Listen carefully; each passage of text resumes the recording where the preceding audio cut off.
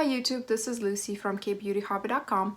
Today's video is going to be about my absolute favorite topic, which is sunscreens. I will go over some of the ones that I've tried, what I liked and what I didn't like, and then I'll give you some practical suggestions on what you can do to protect yourself from the sun better, including some recommendations that go beyond sunscreens in a typical sense.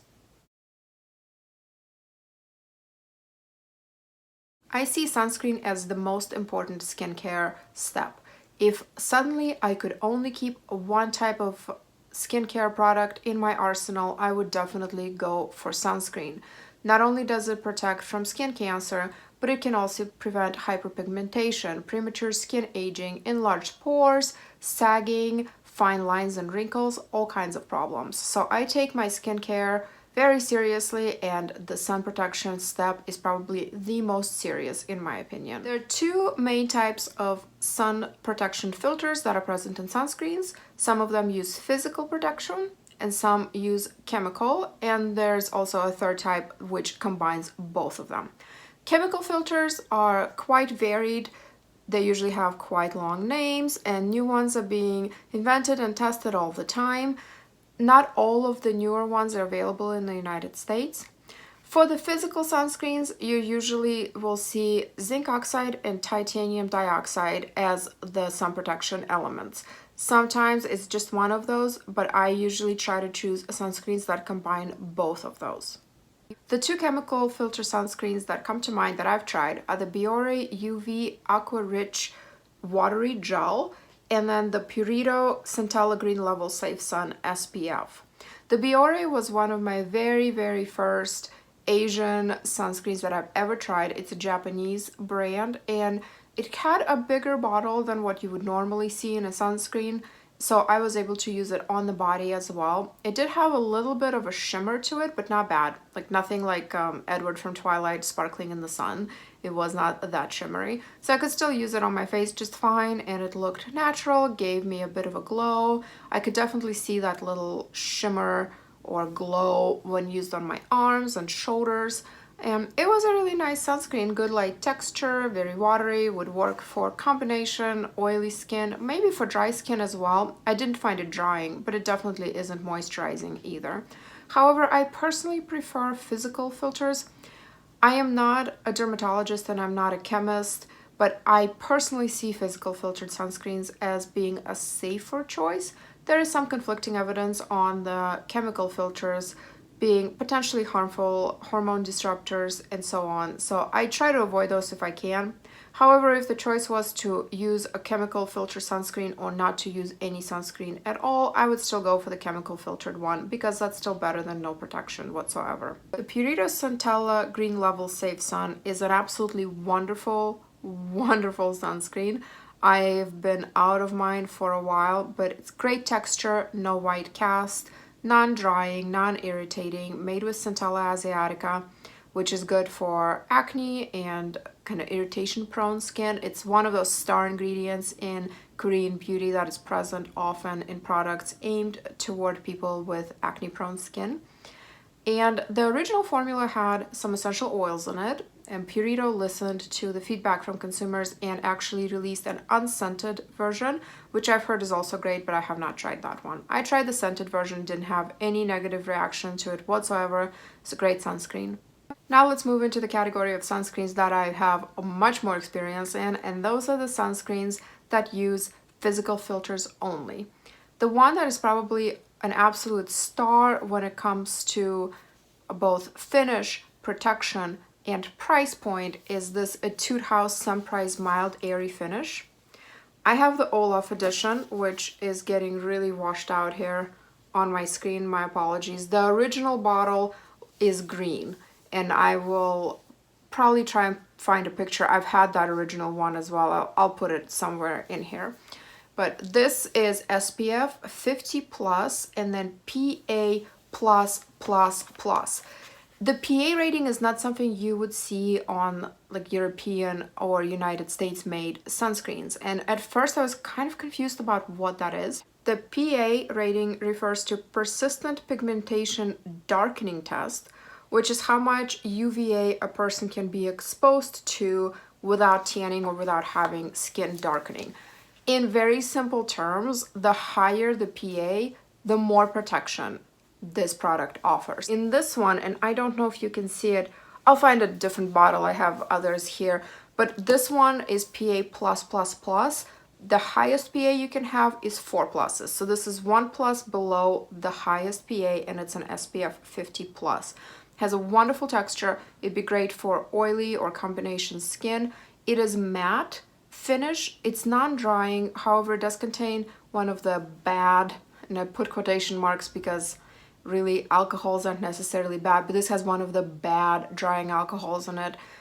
Alcohol is present in sunscreen quite often for texture purposes, and to me, if you're applying all the other skincare before sunscreen, that is hydrating your skin and that is moisturizing your skin, this tiny amount of alcohol probably won't affect you, but of course it's good to try. For me, this doesn't cause any kind of adverse effects, and I love this sunscreen. I think this is my 3rd or 4th bottle. I keep buying it, and I'll put a link in the description box for my full review of this, where you can see swatches and all those things. Another favorite of mine is the Purito Comfy Water sunscreen, and that one is all mineral, unlike their green level Centella one.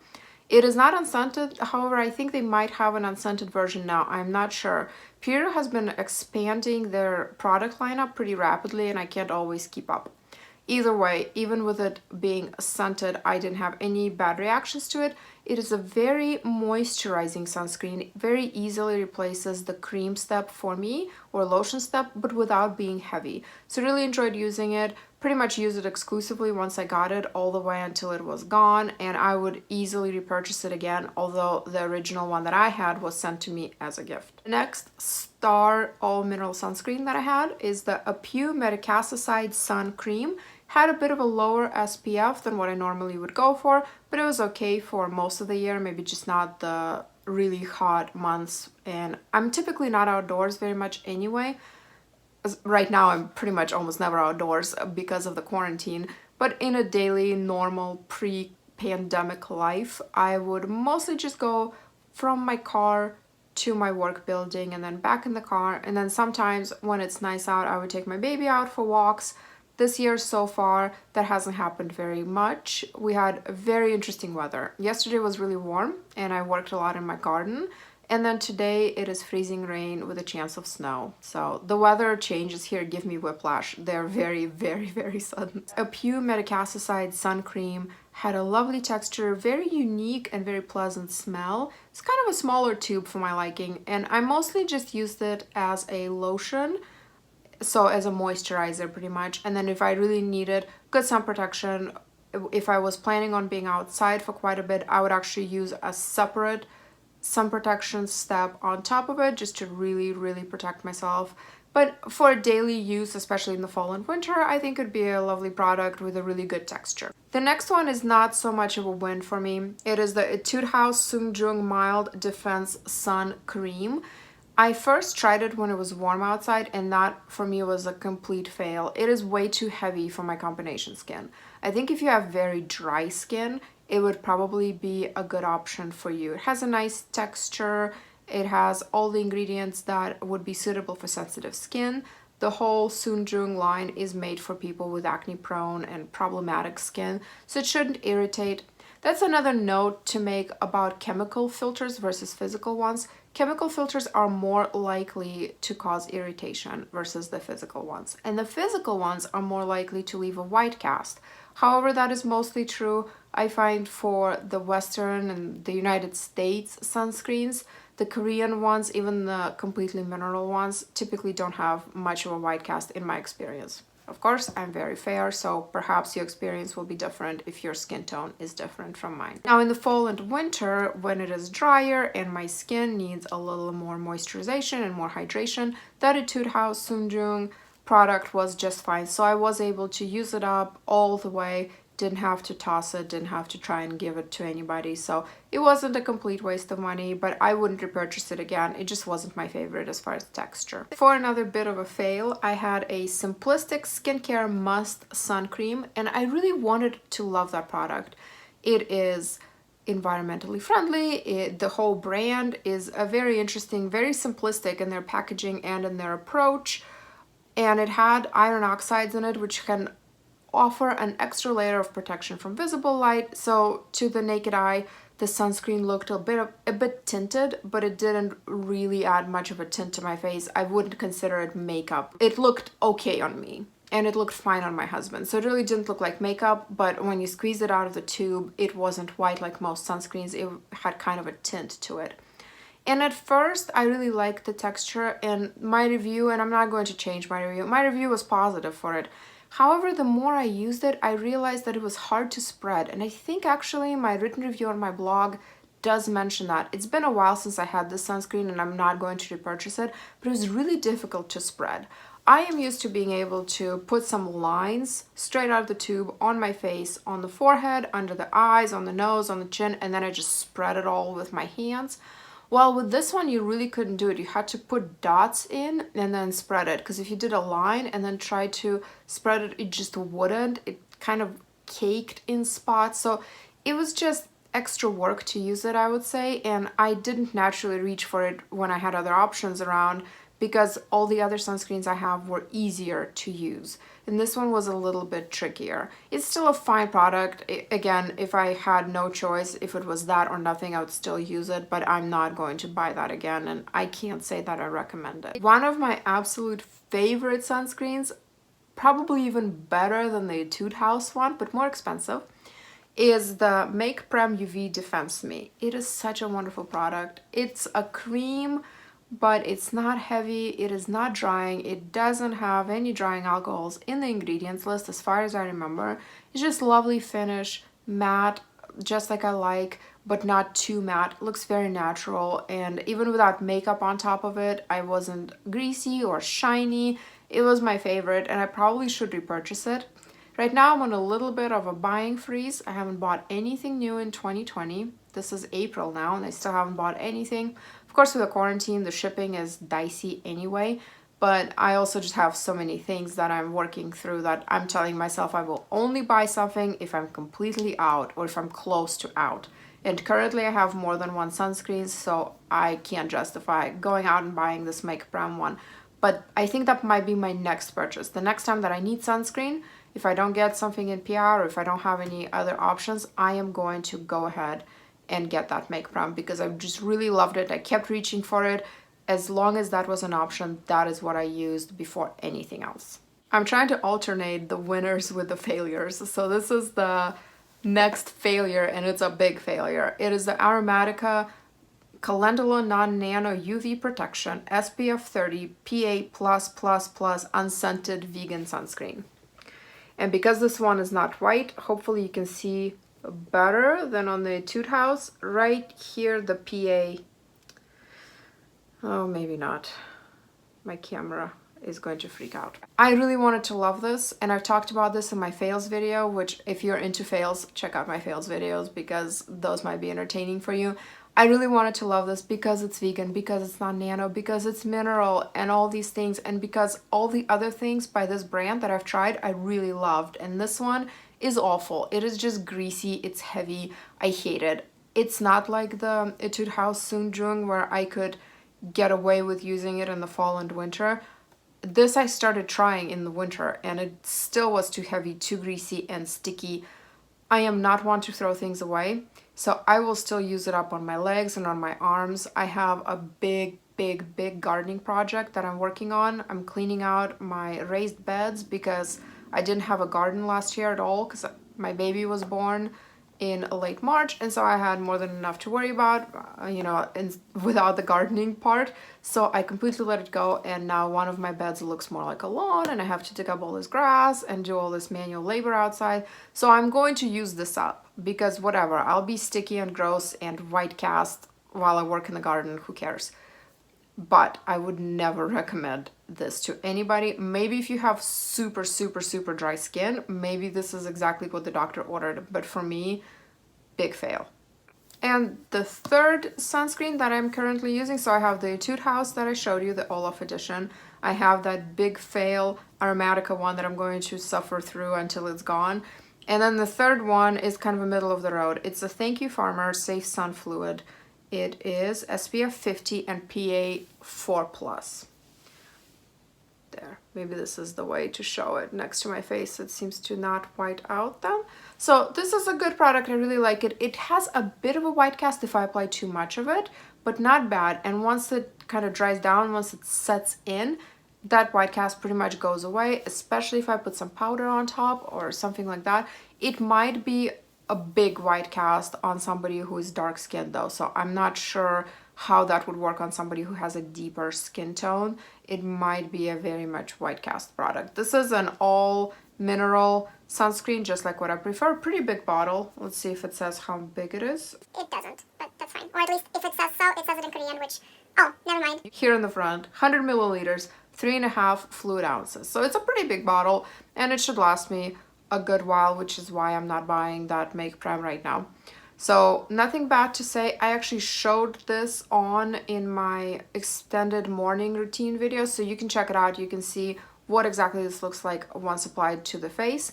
Goes really well under makeup, doesn't affect anything as far as longevity of foundation products. So overall a good product, but I still prefer the texture of the Etude House Sunprise Mild Airy Finish or the Make Prime ones to this one. Those are just a little bit more matte than this one, and that's what I tend to prefer. Before we get into the tips and tricks, I just want to give a really quick overview of two products that are not Korean, but that I use on my child. And if you have kids, do your best, or try to do your best, to get them into the habit of using sunscreen all the time.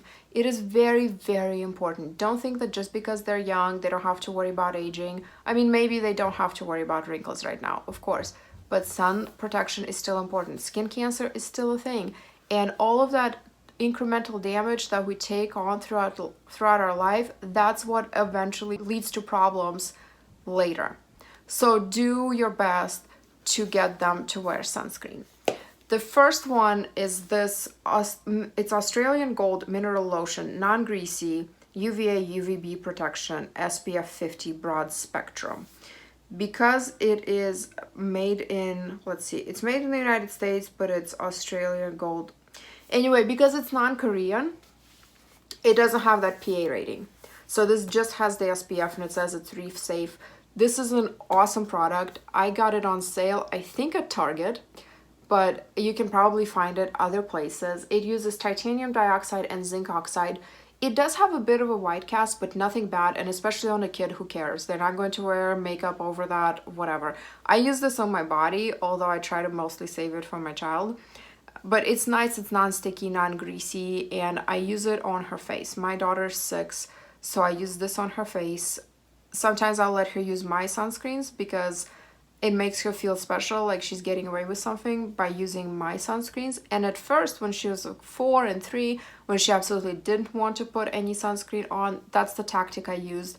I offered her something of mine that sits with my skincare, with all the things that she was not allowed to touch, and I would say, okay, how about I let you use this? And she would feel really special and she would be super excited about using that. So that's one technique you can try. She's bigger now and I can basically convince her to let me put this on her body as well. But when she was a little bit smaller and way less patient, another trick I have for kids is using something like this. This one is All Good Kids Sunscreen Spray. It's sadly only SPF 30. But it's water resistant for up to 80 minutes, and it's natural mineral zinc only, coral reef friendly, easy application. This is what it looks like. This one does have a white cast, which I actually like, and this is why. When using a spray sunscreen, if it is a non-cast, non-white cast formula, if it's a chemical sunscreen, it is really hard to see if you got it on everything that you're supposed to get it on. I'm actually not personally a fan of spray sunscreens for that reason, because I feel like you miss spots. And in the past, when I used those on me, I would sometimes get a random stripe, like somewhere here or here, just a really random line of sunburn, because that's where I missed the sunscreen application. This one comes out white, and so I can see where on my child it landed. To me, this is not as good as this one, which is SPF 50, and this is only 30. But when your child is screaming and kicking and they don't want anything, and this is the only thing you can get on them, this is better than nothing. I'm not going to debate parenting with you. If your children never kick or scream and never talk back to you, I admire you and I'm jealous. Good job. Mine is leadership material. She thinks she's the boss. She's very vocal about everything that she wants and doesn't want, and so again, she's easier to deal with now that she's 6, but back in her toddler days, it was very character building dealing with her. So these are my 2 suggestions as far as children go. If you know a good like Korean kid sunscreen, let me know. In my experience, I haven't seen so far anything that is big enough. I think I'll show you so like this bottle of my failed sunscreen is mostly the type of size that I see in Korean sunscreens. I don't see anything this big or this big, and this alone will not go very far on a kid when you have to sunscreen their entire body. Now on to tips. When applying sunscreen, remember about ears, eyes, lips, neck, and the side of the neck, or both sides of the neck, so these areas, and behind your ears. I think it is very easy to get into a habit of applying sunscreen just from here and around and skipping the eyes. And if you have very sensitive eyes, maybe you need eye-specific sunscreen. I've been able to use just the Korean sunscreens that I have and put them on my eyes just fine, and they don't affect my makeup or anything. I wouldn't necessarily do that if all I was doing is just going to the office. But if I am going to a water park or going to be outside or for a walk, I definitely put sunscreen around my eyes, especially when we think about how fast those areas age. With lips, it's a bit trickier. The regular sunscreens aren't really made to be on the lips. They don't really stick to the lips very well. They don't last there, and sometimes they taste really bad. So SPF lip balms are pretty much your best choice. I have not been able to find a really good like twist balm, and I haven't been able to find any sunscreen protection or sun protection for lips in the Korean beauty realm at all, especially knowing that I like only mineral sunscreens. So the best that I found so far is this Vanicream. It's Vanicream Lip Protectant Sunscreen SPF 30 and water resistant. It's a little tube and it's like this, and you just squeeze it and a little bit comes out and you apply it. It does have a white cast.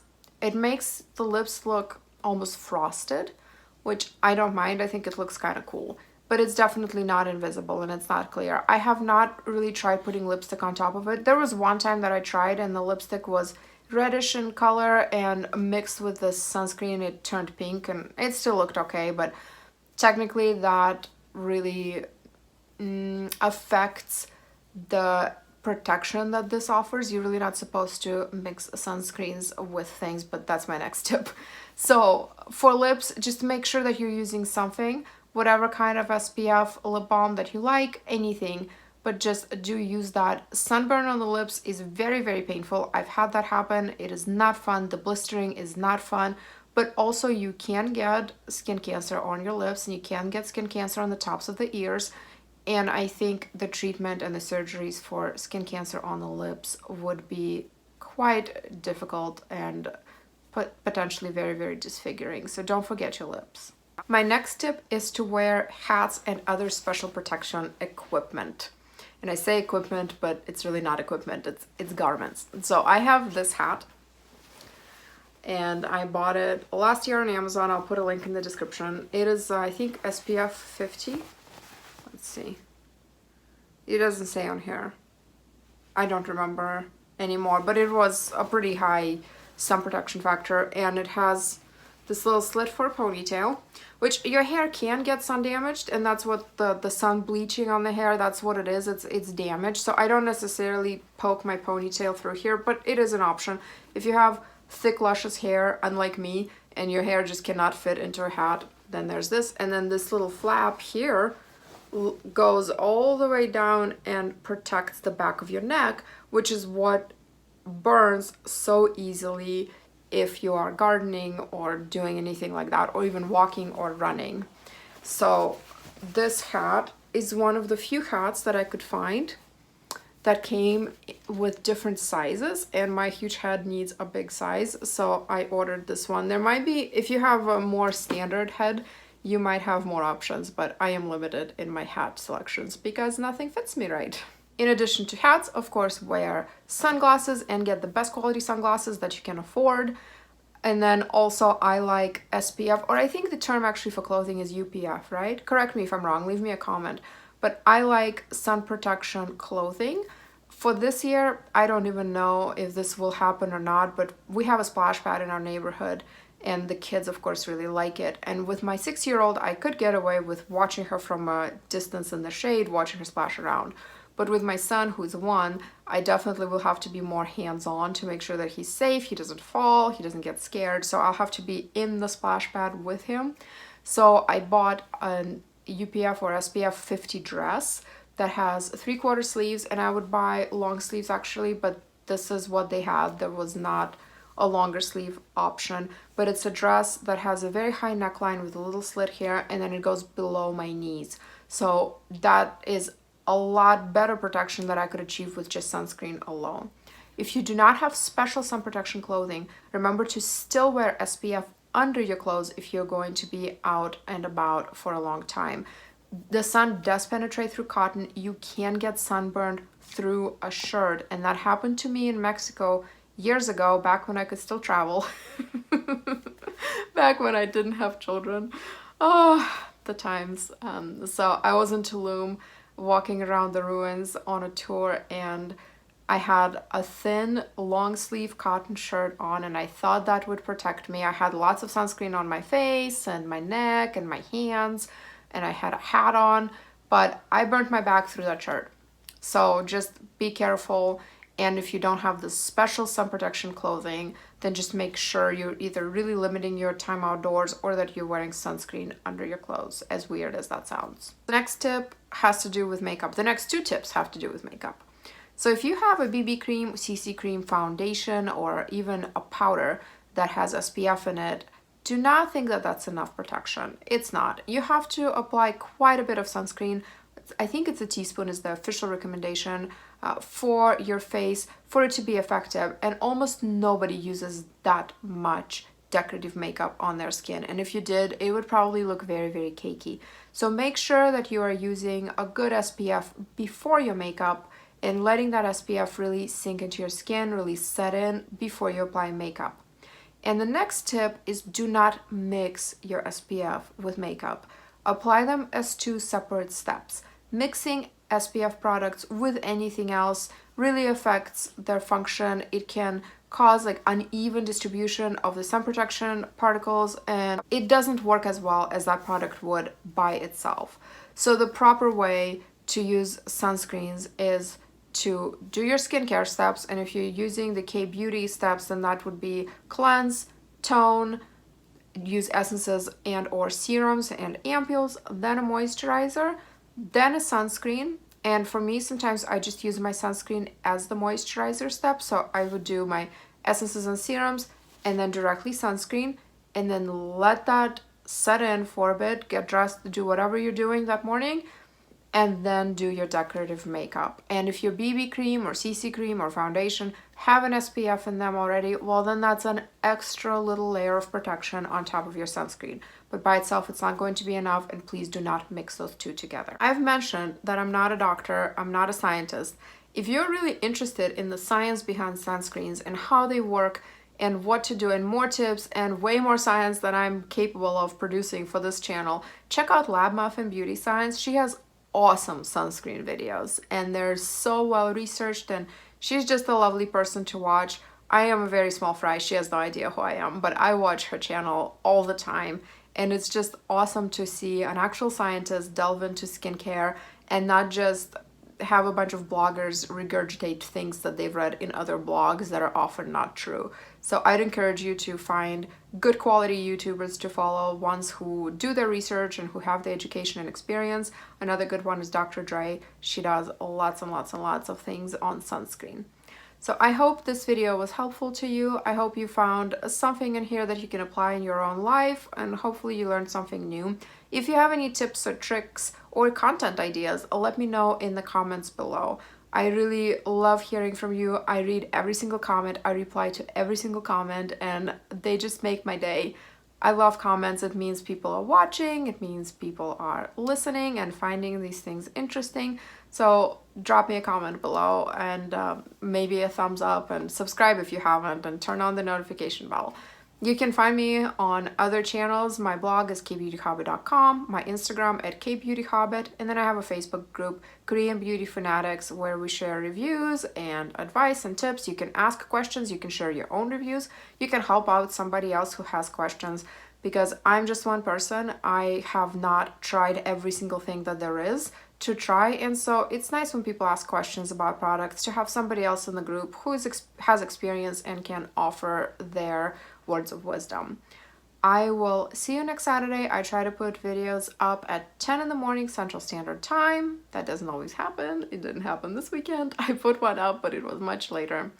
But it still made it on Saturday, so I think it's a win. Anyway, I'll see you next Saturday. Until then, please remember to listen to your skin, and I hope you're staying safe and healthy and stress-free. Thank you. Bye.